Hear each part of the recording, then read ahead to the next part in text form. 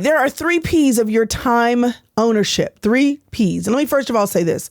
Time is not a renewable resource. Once it's gone, it's gone. It's limited. You don't have enough of it. And one day when you are at the close of your life, you will look back and examine how well you used your time. Because the level at which you are intentional about time is the level of which you are intentional about your life and the impact that you leave on this world and the difference that you can make for eternity. So there are 3 P's. They are the priorities, what matters most. They are planning, what actually is going to happen. And it's protection, what you allow to steal your time. Have you ever looked up and realized, man, summer is here? And as I'm teaching this, y'all, summer is on the cusp of where we are. It is May. And before we know it, it's going to be June, July, and August. And the reason why this is so important right now is because I want you in the season of the summer to think about what you want to do with that segment of your life. Now, if you are a full circle planner girl, we spend all year long planning and preparing for every month, every season, every week. But then there are certain rhythms of just the world and the weather, and summer is one of those. And we tend to live differently, live with different rhythms during those months. Summer is coming. And before we know it, we're only going to have 6 months of the year left. And then we're going to say the year is almost gone. And we don't want to end the year thinking I'm exhausted, I'm tired, and yet another year went by where I didn't do what I said I was going to do. So you have to be intentional about what you want to accomplish, not stressed out, not overly worked up, just intentional. And I want to focus on this because as the summer comes, I want you to decide what you're going to do with this non-renewable resource that you have.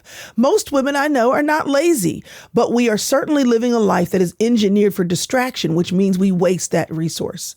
You can have some intentional moments in your life and then still waste away your life in little phases. The average person spends about 2 hours a day on social media.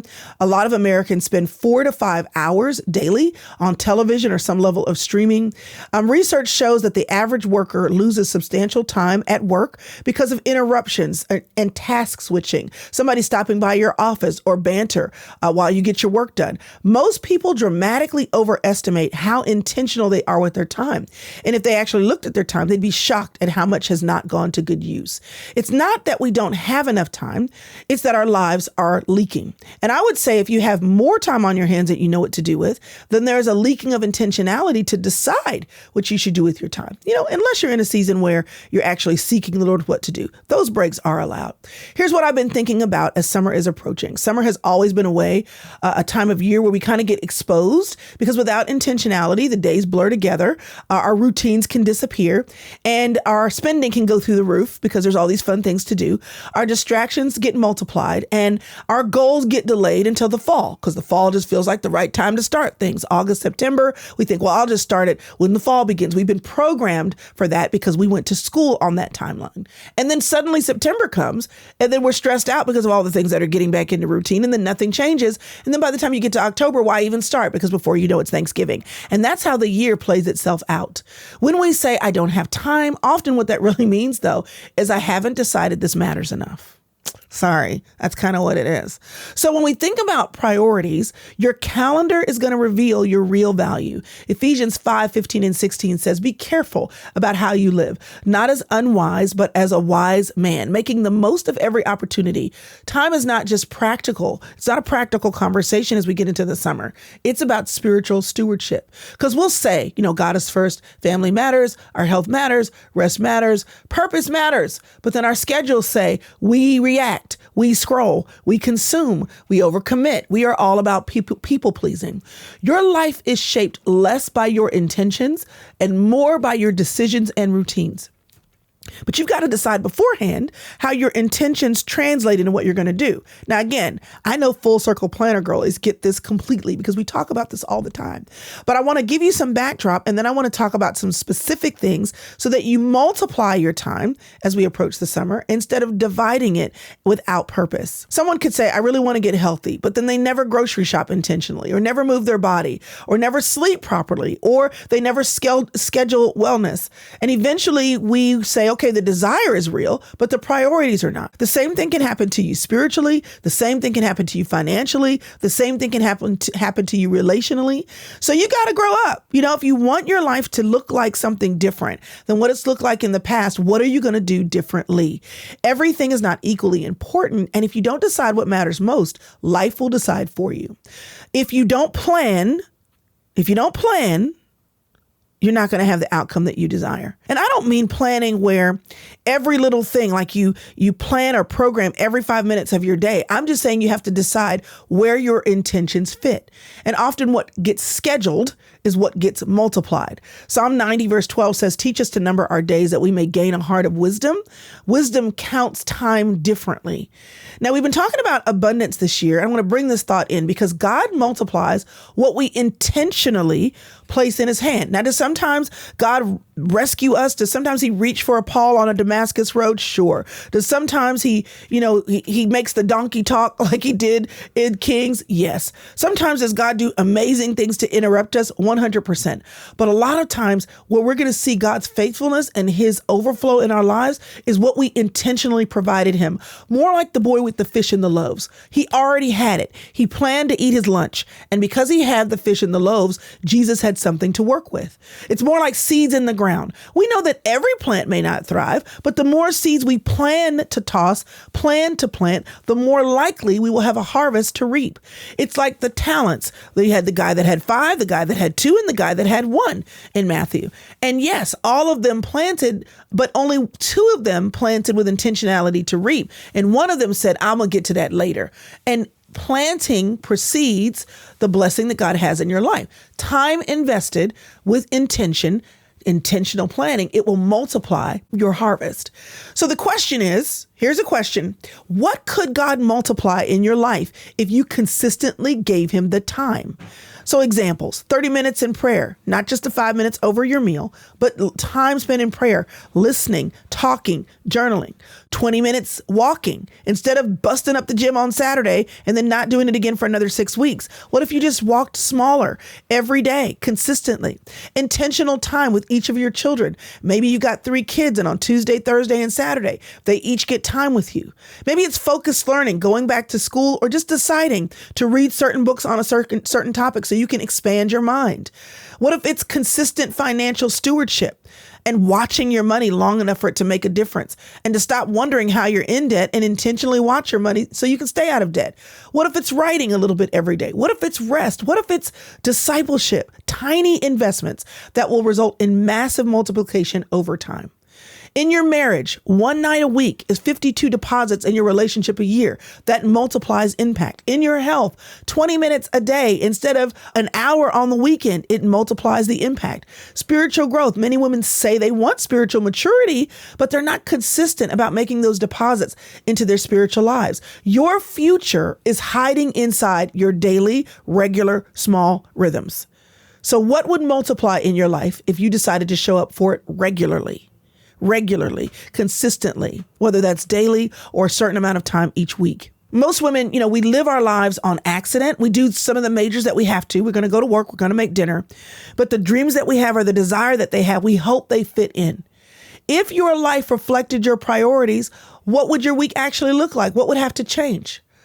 So when you structure your time, of course, we're going to look at, our faith and our family, our health, our work, and our rest. You're going to look at all these categories, learning, relationships. But here's the key. You have to assign the time to it before the waves of your life steal it. Instead of saying, hopefully I'll get to it, or I think I'm going to do it on Saturday, it's got to be planned in. You've got to have communicated that to the people. It needs to be on your calendar, just like your doctor's appointments are. If you know that you don't have the rhythm and the habit of pouring into something that's going to be intentional, don't let another summer go by without you deciding to make this the summer of your sister circle life goals coming to pass. You can look at your ideal week. If I could actually fit these things in, where would they go? And then compare it to how you're actually living your life. We have a tool that you can use. If you have the planner, it's in the back of your planner. You can copy it as many times as you like. Simply go to thesistercircle.com/my minutes. And I have a document there that has 3 columns so that you can write either 1 week at a time, or maybe for you and maybe other people in your family, what you're actually doing with your time. It's like a time budget, just like you would budget your money and say, well, how am I actually spending my money and how do I want to spend my time? We have a tool for that. So be sure and go get that. It's free. But compare what you're actually doing to what you would do if your life looked like what you want to do. Because most of us will discover we spend hours of scrolling. We're reacting to what everyone else needs. We are emotionally involved in different ways that we didn't plan to be. We're procrastinating. We are overcommitting and we are living with no margin. Instead of saying, I don't have time to work out, you can find the 90 minutes that you were scrolling and do it then. Instead of saying, I don't have time to work out, what Netflix video series have you been binging? What are you saying yes to? That is not even your responsibility, but you're trying to help everybody do their stuff. And it's not about shaming yourself. It's about being aware of what you're doing and what you're not doing that would actually make your life be on track with what you know is true for you. You've got to protect what matters, okay? So point 3 is protection. The first one is priorities. The second one is planning. The third one is protection. Proverbs 4:23 says, above all else, guard your heart because stewardship requires guarding. It's not enough for you to plan and it's not enough for you to have priorities. You're going to have to be on guard, a keeper of your home, your physical home and your heart as your home, the home for your passions and your dreams and the things that God has put in your heart to do because you cannot multiply. Even if you were putting all the things in and doing your best to water and grow them, you cannot multiply what's constantly leaking. And so whether it's your phone or interruption or your lack of boundaries or lack of organization or procrastination or your emotional exhaustion and the lack of emotional help or your over availability to everyone else and their stuff, you're going to have to grow up and realize that every yes costs. Every yes costs something. And some of us are exhausted because we keep volunteering our lives away. Busyness is not proof of purpose. Hey, it's about that time again for me and my girls in the inner circle to kick off the summer together with our Summer of Sisters fun run. The good news is you're invited. Whether you're an inner circle member or whether you're just a woman who is in the circle of faith, we want to have a fun run, a movement that's creating opportunity for laughter, fresh air, and sisterhood. The date, it's June 20th. How do you get registered? Go to thesistercircle.com/fun run. Listen, you can crawl, walk, jog, stretch, but definitely connect and enjoy the day with your girls. And don't forget to grab your Summer of Sisters shirt so you can show up for the fun run cute, comfortable, and connected. Y'all, we want you to take all the pictures, grabbing your girls for a few fun moments and making sure you tag us when you post TSC SOS 2026. Y'all, let's do it. It's free, it's fun, and it's a run. Register inside of the Sister Circle and we'll see you there. So this summer, it's May, as we approach the summer and as we get ready to kick off our Summer of Sisters, which I'm really excited about, instead of entering the summer accidentally, you got to say, what do I want to be multiplied by September? That's the question. What do I want to be multiplied by September? Okay, so the first question I ask, if I can pause and just get this back, and I know that some of y'all are going to come back later and take notes, but I just want to catch you up with where we are right now. Are you a I don't have enough time or I don't have too much time person? And it doesn't really matter what your answer is, because if you have too much time, the rules of intentionality still apply. What do I want to multiply next summer? And it could be simple, peace. And then you know what you do? You talk to your friends, you talk to your mom and them, you talk to your sister, you Google, you go talk to your therapist. What kinds of things would bring me more peace? And you work on those. Or health. It doesn't have to be weight loss. It could be maybe lowering an A1C, looking at your blood pressure. Maybe your vitamin D is low. I don't know. Health. Maybe it's consistency in a pleasure that you have. You want to work more puzzles consistently. You want to practice your piano. You want to meet up with your family more consistently. Spending time with your children or grandchildren or your small group, whatever it is, consistency. Maybe it's savings. Maybe it's spiritual growth. Maybe it's connection with your family. Maybe it's writing. Maybe it's discipline in some area of your life. Maybe it's reading more. And then you would say, okay, so what would need to happen in my time for me to consistently make time for that? So every week, starting this week or starting next, you can give yourself a challenge to track your time, even if you just do it for 3 days, and then identify your leaks. You should create an ideal week. If everything was great and I could fit in the stuff I have to do and the stuff I want to do, what would it look like? And then start living that week out on repeat, and you will see your life shift. One thing, even if you just pick one thing that is something you've been meaning to prioritize, where does it fit? Because you don't need a perfect schedule. You don't need endless free time, and you don't need a different season. You just need to intentionally steward the season that's in front of you right now. Abundance in your life is rarely built like dramatically. It's built daily. It's minute by minute, it's choice by choice, and it's habit by habit. Now, I believe in thinking about this yearly. You all know we have the annual planner. You know, we have the quarterly planners, because I just really believe if you don't write it down, you're not seeing it. And I don't care where you write it down. So I've given you a free tool to write it down with, the Manager Minutes, the My Minutes tool. Here's a paid tool to write it down with, and you can get it by itself, or for a few dollars more, you can get it with the coaching. That's every week. I'm in your ear saying things that relate to the planner. But the reality is you've got to decide to pay attention and write it down somewhere. I'm a proponent. You're going to miss it if you don't write it down. What's going to multiply in your life this summer? If you've got time, praise the Lord. So then say, Lord, I've got an abundance of time, this unrenewable resource. What do you want me to do with it? How can I live this summer with a level of intentionality that multiplies what you've given me? How can I skip the distraction, heal the exhaustion, and avoid the delay? How can I do that? But you've got to stop saying you don't have time or saying I have too much, and decide to utilize what he's given you, because time is a resource to steward. Time and money all behave similarly, by the way. If you don't recognize the connection, let me give that to you. Money, you save it slowly and regularly and consistently. If you start later, you can do it, but it's so much more painful. The earlier you start and the more consistent you are, the better off you will be. And money also is a problem when it leaks, when you spend impulsively or you have impulsive living. In both cases, people can say, just like they do about time, I don't have enough, there's never enough, and I can't get ahead. But the principle for maximizing and multiplying your time is the same as multiplying your money. Scarcity, not enough time, is a mindset, because everybody has 24 hours in a day. Scarcity can be created by a lack of stewardship. You can think at 45, I don't have enough time, or I don't have enough money. But both of them could have been created because you had the habits of not spending your time or money well. Both involve stewardship. And people who think if I had more money, I'd be able to be better off, don't realize that you bring yourself with you. And this is why abundance is a mindset, not about a dollar amount in a bank, because you can get more money and still blow it the same way you blew it when you had less to spend. And that applies to your time. If you get to more time and you still don't know how to be a steward, you're going to steward just as poorly with more time as you did with little. The issue is not always provision. It's about leakage. It's about leakage. Abundance is not just about having more. It's stewarding well what you already have. Now, I want you to understand that I realize that there are nuances to each one of these situations. Like, I realize that, and I want to leave room for that. But that doesn't stop me from wanting to give you the tools that will help you to live better. If you say, I don't have enough time, you can also say, well, I don't have enough money. If you find yourself scrolling, that is impulsive behavior. That also means you probably spend impulsively. If you are reacting all day to people with your time, that could also look like you reacting emotionally to purchases. That's what we call shopping therapy. If you have a lack of planning with your time, you probably also don't like budgeting your money. That's a lack of planning with your money. If you overcommit with your time, you can overconsume with what you have to spend. If you don't have any boundaries with your time, that means you probably don't live well with financial limits. If you're investing nowhere with your time, I bet you are saving nowhere and not saving enough with your money. If you feel exhausted all the time, guess what that feels like? Financial stress. Both time and money reveal what we truly believe about abundance.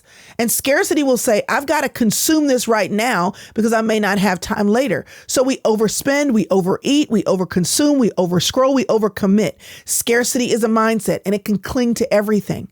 Healthy abundance says, I don't have time to consume everything immediately. And abundance says, I can do that later. That's code for delayed gratification. That's code for investing. That's code for planting seeds. That's code for creating margin. That's code for rest, because God has time to work in me. That's code for planting long term. So scarcity is a consuming mindset, and abundance is a cultivating mindset. Okay. And scarcity is going to say, what can I have right now that soothes the itch, that makes me feel better about my life? And abundance says, how can I enjoy this over time? Multiplication requires you to have an abundance mindset, because that will help you to lead into investment, lean into patience, lean into intentionality, lead into stewardship, lean into delayed gratification. And it doesn't matter if we're talking about money, time, energy, relationships, or spiritual growth. John chapter 6, Jesus multiplies what is surrendered to him, organized and ready for him, stewarded for him. And you can do that with your time and your money. Some of us keep praying, God, will you multiply me? We trying to pray that prayer of Jabez, expand my territory. But multiplication requires management. And God is like, listen, if you can't manage what you got, you're going to be the same person with more as you are with less. So how can we be different and how can we be ready? We've got to grow up. And if you've got more time on your hands that you know what to do with, then what that means is you should be asking the Lord, how can you multiply what I have? This is why giving is a mindset. Because when somebody has been blessed over and abundantly so, Hobby Lobby, the president of Hobby Lobby said, yeah, we're blessed to make a lot of money, but we also realize that there's a responsibility and we give a lot of money away. Because abundance is a mindset. Lord, I'm supposed to manage what you've given me. So if you've given me a lot, how do I bless? How do I move things forward? How do I help people? How do I love on people well? But a lot of people don't get that. So we get into abundance and we think that should give us endless spending and endless consumption and endless comfort. But real abundance is a mindset that says, Lord, how do I invest and how do I maximize? If you've got leaks, you're never going to see multiplication. And that applies to your money, your time, your peace, your energy, and your focus. I want to give you some examples of why this is so important. If you had $15 a day, you weren't being extravagant, but you just stopped getting the coffee, the snacks, the random Target runs, the DoorDash, because the food is bad enough, but then you're paying the travel fee, the delivery fee, and the tip. Okay. The impulsive Amazon buys, convicted. This dress right here came from Amazon and I found it and liked it and then bought 3. Thank God the other 2 didn't fit so I could send them back. But $15 a day. That's $105 a week. That's $450 a month. That's $5,475 a year. And you may say, well, $5,000 doesn't usually disappear dramatically. You know, I wouldn't get rid of that dramatically, but you get rid of it every day when you spend $15. Let's keep this going, okay? $15 a day. That's $5,475 a year. Over 5 years, not invested, just holding on to it. That's $27,000, $375. That's a car bought with cash. A small car, but you can find one. 10 years, that's $54,750. No interest. That's the power of daily, tiny, constant decisions. Okay, let's keep it going. Let's say we were smart and we actually invested it. That's $450 a month. Let's not even go with the S&P 500 annual for the last 30 years of 10%. Let's just go for 8. Just 8. In 10 years, instead of the original that I gave you, which was $54,000, you'd have $82,000. In 20 years, you'd have $265,000. And in 30 years, you'd have $670,000. And that's at 8%. Now, this is not because you were wealthy. It's not because God gave you a windfall. It's because you stopped ordering DoorDash. It's because you decided to become intentional. The same thing happens with your time. 30 minutes daily in prayer, 20 minutes walking, 1 hour learning, 1 intentional family dinner a week, or an intentional date with your husband, consistent rest, go to bed, turn off the phone, get yourself a good dark room, set the temperature at where you like it, and rest well. It feels tiny until multiplication happens. And I'm telling you that the greatest gift of your life will be what you stewarded and what you multiplied.